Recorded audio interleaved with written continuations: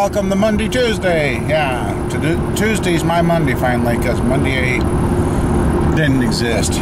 Monday was a terrible day. Oh my goodness. One of you guys out there know that, because, yeah, it was just not a good day. But anyway, today's not much better either, so. Yeah. How's everybody doing out there? Hope everybody's having a good time and things are going good for you.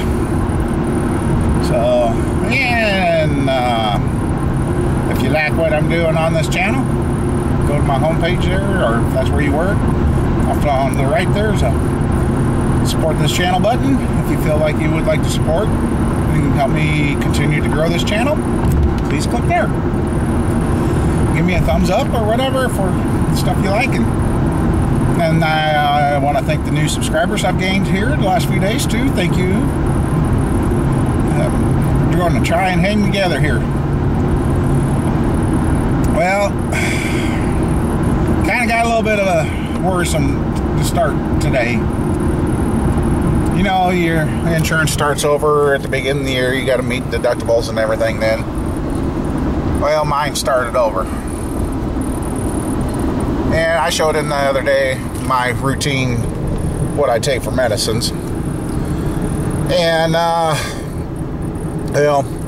I'm improving. Last Friday, my doctor told me he was really surprised I'm still here, because 2 months ago he thought I was on my way out. Okay. Well, I got medicines I gotta take, and some of them warn on it, do not stop cold turkey. Okay. Well, today I took the last dose of one of those. My wife got a text yesterday saying my meds were ready to pick up, and she goes, "What do I do?" It was like 380 some bucks or so. I'm like, well, I guess tell them put them back, because there's no way in hell we can get that kind of money. That way, we ain't got that kind of money to get my meds, so I don't know what I'm going to do. I called today to see if that was for my insulin and everything in there. Yeah, the insurance paid some, but now I got to meet my deductible again. And I got one prescript at home yet, which is for Ritalin.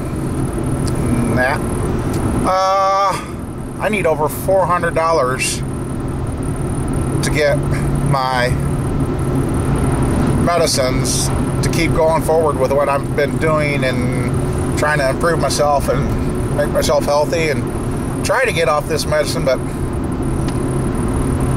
without the insulin, it's just a matter of time. So I guess I'm kind of putting it out there. If anybody works for a pharmacy or a medical or a pharmaceutical, that's what I'm trying to say, or knows a friend that works at one, or if somebody's got some links or somehow, I guess I desperately need some help to get my medication for a while until I get my deductible met. Then the insurance pays for damn near all of it there. But at this rate, it won't take long to meet the deductible, and so yeah. This bear's in trouble. Plus, we got other things we got to pay, and it's a couple of you like, don't give up. And well, whose eyes are you looking at it through? And I'm like, I have been asking God for help. I've been trying to do, and I feel good because one person contacted me, and here a few months ago he was ready to give up and that, and I told him to hang in there. God will take care of you in that. And he says, got a hold of me yesterday. He says, sorry, it's been a long time since I talked to you. He says, I've been busy. He ended up getting a job. He found a place to live for him and his daughter. And he says, been working, and he says in 8 months he's gotten a promotion and things have turned around for him well. So I'm like, cool.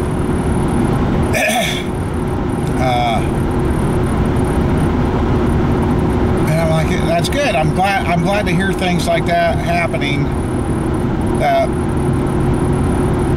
Since I told him to hang on and believe in God and trust in God and do that, things got better for him. And I'm trying to practice what I preach, and some days, like I told one of my friends last night, I said, you know, we're only human, and yeah, I know I'm probably stressing over things that I shouldn't, but yesterday a lot of things piled up and issues, and one guy that I've dealt with many times over, and I always find it funny when you deal with somebody. I mean, I guess I'm just too good, kind-hearted or whatever. But it's funny, when I deal with somebody, it seems like I got to give them their full price or I don't get it. But when that same person wants to deal with me, they know when I need the money and I can't really refuse it, and they always end up talking me down. I mean, not just a little. Some of the woodworking projects I've done for this particular person, and I literally took hundreds of on loss just to get the project done and get it to him. And I'm like, I told him one time, I can't keep doing this. If I keep doing this, I'm going to be out of business. Well, here we are. I'm out of business with the woodworking, and I kind of confronted him about that, and guess what? He got mad at me. And I'm like, you know, there was a project that I done. The plywood I was using to make the cases out of, I knew was good stuff. It wouldn't work. And it was only, 10, 15 bucks a sheet more for the good stuff. I mean, and it was oversized too. It was oversized to allow for your saw curve so you could get full use out of your plywood. I mean, a lot less waste and everything. And but he was being cheap, so he went and bought store brand X's plywood. I got there, I'm like, okay, well, maybe this stuff ain't so bad. It's a multi-layer veneer. Really? You pull out to do that in front of a quick up it. So I thought, okay, it can't be that bad.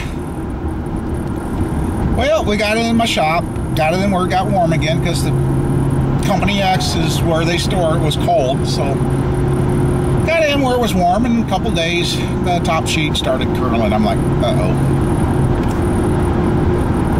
And it was kind of a bitch to work with too, because it was a one-sided oak plywood. Well, cutting it and that, it didn't do too bad, and I got the one cabinet made, and I mean, the guy brought rough lumber. I mean, literally rough lumber. Didn't allow any time for me to run it through the planers, get it cut the size so I could just work with it. That was all free for him, I guess. And yeah, I got that first case together, and I looked pretty good, and was working on other parts of this project that I was doing. And one day I walked in, and I was sitting there at my computer, and I happened to look down that case, and I'm like, something don't look right here. Well, I took and started measuring the opening, and I had a 2-inch solid wood frame around the front of it, and get looking, and the opening had gotten bigger. It south-bellied. I mean, it bowed out. I'm like, what in the world's going on here? Well, I mean, it worked bad enough, it started to break the face frame apart. And I told him that. I said, this wood is junk. Well, he went back to Store X's and, well, get his pictures and blah, blah, blah. And I got him the pictures. I thought I got them to him, but he says I didn't. But anyway.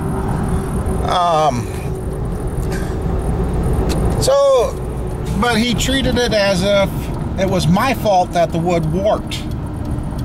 Now, he wanted to save money and that, so, okay, well, those first set of boxes were no good for nothing for him. I mean, I couldn't even put another board. It took a 2x6 and a pipe clamps, and then I could possibly straighten it, but it wouldn't stay. And so yeah, so I ended up rebuilding everything twice for him for that project. And I guess I didn't get credited for that, so I was like, But yesterday when he got mad at me because, well, he's holding on to something of mine because, now, okay, I'm doing work for him. He owes me, but he helped me out with some stuff instead of just paying me in advance a little. He took something of mine and held it as collateral. Well, when we finally got it all straightened out, I got it in, put it in his house. I says, hey, we're here. It's in. Just got the cop doors to put on. I said, so we're done. Yep. So you bring the shotgun back, and I'll come back and put the top doors back on. And yep. Well, then the shotgun never showed up. Then he kept calling me. Well, you want me to come over? Well, there for a while, guys, there was weeks on end that I had absolutely no cash whatsoever. Didn't have the gas to even go up to the post office, which is 3 blocks away, which I know I could walk. But no gas to leave town. And he's 25, 30 miles away. And he kept asking me, well, if you get over here, I'm like, well, bud, the problem is you got to have gas in the vehicle. I said, I don't even have gas to leave town. I said, I can't get over there. Well, I'll get you gas. Well, I'll be coming through this day. Well, he come through and never stopped. Because if he would have stopped and dropped off the gas, okay. So yesterday, in talking with him, I find out somebody else has put the doors on. I was like, okay. So what about my shotgun? Well, you didn't finish the job. I said, well, I'm going back to the conversation you and I had, and you said you were going to bring it over, and I said, as soon as you brought it over, I was coming over to finish it. Well, you would have never came over. I begged you to come over. I said, yeah, but when you were calling, we had no money. The wife barely had enough gas to get to work.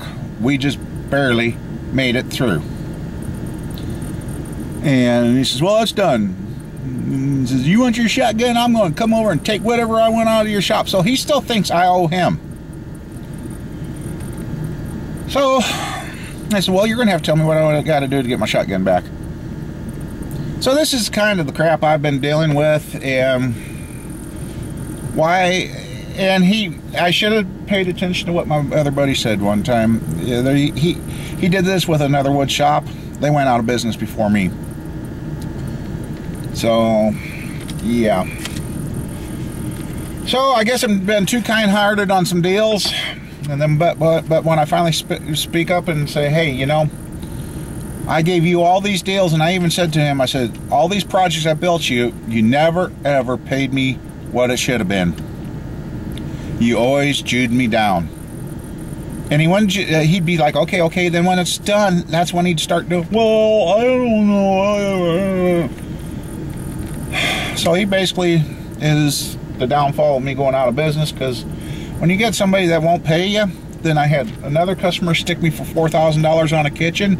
They just absolutely refused to pay. And,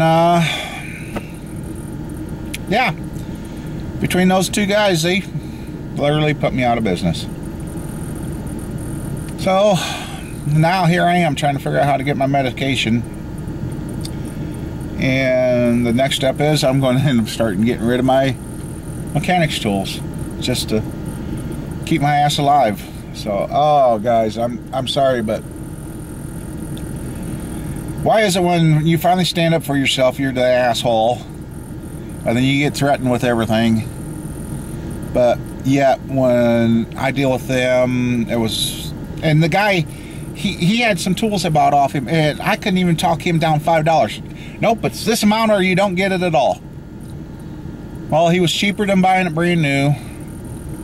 So yeah, I mean, but yet when it was my turn, what, to sell to him, oh, I can't give you that. And the only reason I sold some of the stuff is because, well, if I hadn't, we'd be in a lot worse shape than what we are now. So anyway, we're out running around taking care of some stuff, paying car insurance that luckily ain't canceled again, and I got a computer that broke on me. I gotta go get a recovery disk for Windows 7 from a guy, and I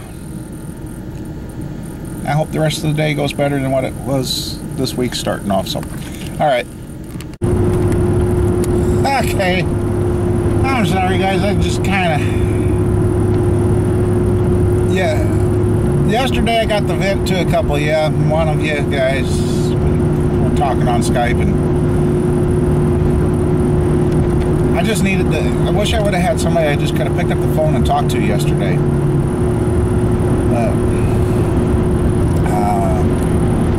Some issues that took place with something else, and tried talking to somebody. You can tell when your phone call gets ignored, and I'm like, okay. And then talk to another person, and they wouldn't listen to my side of the story with everything, but yet I'm the guy that has to put up with everything, and it was bad. I mean, my wife hasn't touched any alcohol in, we figured it up, 13, 14 years. And the other night, everything got to her to the point where we've had wine coolers laying in the fridge for a year or so. And she finally got one out the other night, and I thought she was just opening out. She told me to crack it open for her. I'm like, whoa. She only got two basically sips off it. She's like, God, this stuff is terrible.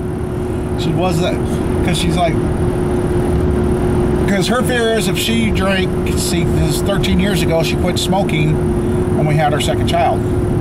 And she fessed up. She says, when I drink, I want to smoke, and that's why I won't drink no more.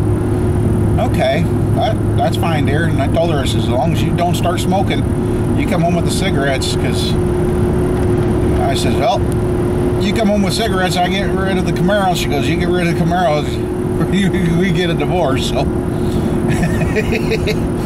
I said, well, and you know, sometimes you got to find a release. And the other day I was talking about that pop I drank.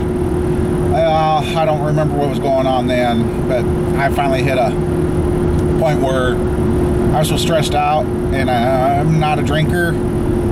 And I drank that pop, and boy, did I get a lot of done out at the farm. It gave me a sugar rush, I guess. But I got home and checked my blood sugars. I was only at 120, so I was in normal range. I'm like, wow, cool.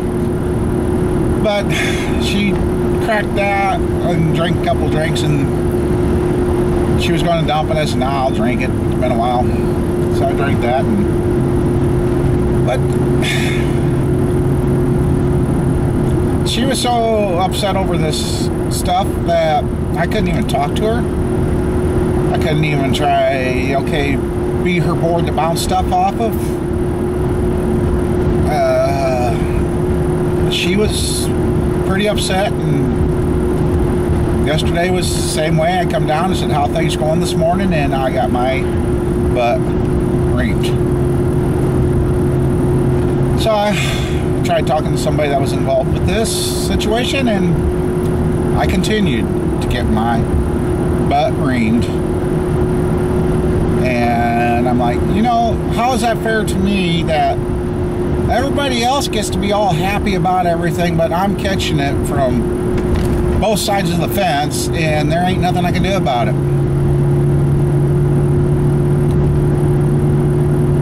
And then I know yesterday, you know, I'm on my, I think the 5th week of cutting back eating, and I know yesterday I ate it. It was small stuff, but by the time I went to the bed, by the time from 6 o'clock to when I went to bed or fell asleep in my chair, I don't remember which happened first. I had ate supper with the kid, ended up having a ham sandwich, and I think I ended up eating a bowl of cereal too. All I know is I was starting to stress eat yesterday by the time the day was done, and I'm like, what are you doing to yourself? And I felt so miserable after I ate that last thing before falling asleep. I'm like, oh, I'm like, what am I doing? Why am I doing it? Just, so yeah, here I am trying to improve my health, and others are like, you know, And this is all over a situation that's been years in the making, and that they're all of a sudden trying to decide to fix this situation in one setting. It took years to make this mess. It's going to take a few different, it could take a month or better to, don't try fixing it all in one setting. And, you know, I don't see where it was fair to me. I mean, when I left the house Saturday, I had a happy wife. When I got home, I had an upset wife. By the time she went to bed, I had a wildcat loose. She almost literally busted her phone. But everybody else gets to have a happy-go-lucky life, but when confronted about what's going on, they wouldn't listen to what's happening with my wife. But yet I get my ass reamed and told I should act more like a woman and listen. Well, I do. My wife, I can tell when she's having a bad day at work. I'll now finally get it pried out of her, get her to vent on me, and okay. And then she's good to go. When she gets home, she's happy from work. Even though at her lunchtime, she was ready to kill, but I pry it out of her. So don't tell me I don't know how to listen to my wife. I mean, and I have been trying to keep away from doing these videos, but I just needed to open up to somebody, and I think the guy that was on Skype, really, I don't get it, why. And I'm learning I gotta control the stress in my life, because, you know, what the doctor saying 2 months ago, I could that he thought I was gone. And that's when a lot of shit was going on too. I mean, I guess I'm just tired of everybody else getting to live the happy-go-lucky, can do whatever they want life, and my wife and I are just struggling to get by. And I'm trying to get the weight off. If we get this weight off, maybe I can go back and get a full-time job and just tell disability or whatever. I don't know. I'm just trying to do what I can do with what I got. But yet, and I love how the government punishes us now. You know, when you try to do better for yourself, they take more taxes and cancel you on stuff. Well, if you decide to kick back, live off the government, it seems like they hand you everything. I mean, I know people that are getting FIP, food stamps. The single guy I know, he's getting $300 a month in food stamps, and he's single. We're a family of three. We were getting $9 a month, went to 30, then we got canceled because we made $8 too much. I just don't get it. We're driving older cars. There's nothing brand new in our lineup. And right now, the one reason, like I said, I'm trying to hold on to these trucks is because these trucks will probably be the last thing I ever own. And well, now if I can't get my medication, that may very well be true. I just, and I guess, oh wow, looks like they're getting rid of this place. All the stuff all piled up. Oh no, the house now it's hopeless. And I guess what I've kind of done is with the people, you know, in the Lord's Prayer says, forgive our debts, forgive our debtors. Well, that's kind of what I've done with these people that stuck me and trying to stay well, you know. And after 7 years, you're not supposed to try and collect. It says that in the Bible. If you haven't been able to collect, you're supposed to wipe the slate clean, start over, and that's what God wanted. And also the do unto others as you want done to you. Okay, I treat people nice, I give them breaks and that, but I don't get it back. I know, I guess, well, I'm going to get this saying wrong. A couple of you have said, living the high life will be better or something. I don't. And everybody's always like, turn it over to God, turn it over to God. I've sat down and another person I talked to, I says, well, he's having some troubles. I says, you know, not to sound corny or nothing, and not saying talking to God is corny. I said, you know, a few weeks ago I sat down one night and I said, Lord, I put it all in your hands. Fix it, take care of it, help us out here. And things have been getting a little bit better. And I've said that many times over, and things are getting better. And he said, well, you know, maybe I might have to give that a try. I know we're supposed to spread God's love and let everybody know that He will help. And I'm starting to accept things will happen in God's timing. But at the same time, I'm still scared. I mean,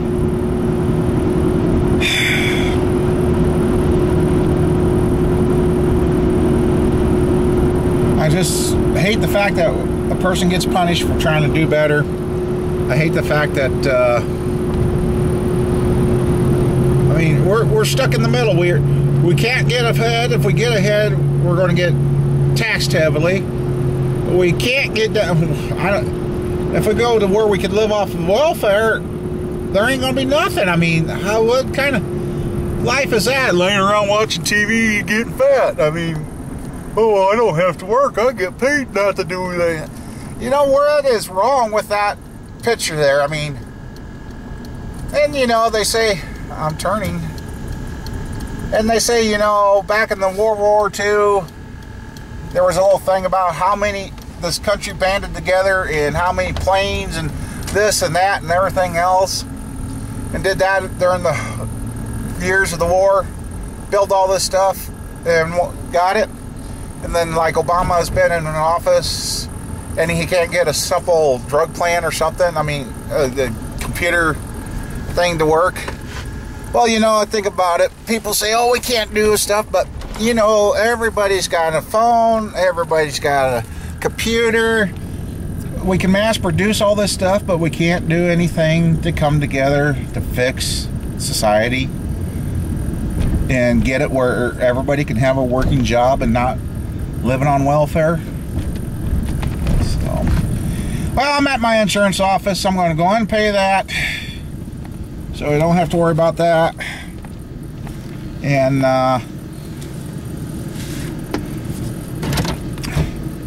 yeah, so I guess this is probably long enough, so I'll probably stop at my house. And if you're watching this, you know I stopped at my house, loaded it up, and we'll work out at the farm later. So, well, I guess with that, I'm going to call this one it for today. Sorry about this, but I just had to unload, because if I keep it inside, I'm going to go crazy. And I can't do that. I need to get things better. So, anyway, thanks for watching. Y'all take care, and God bless each and every one of you.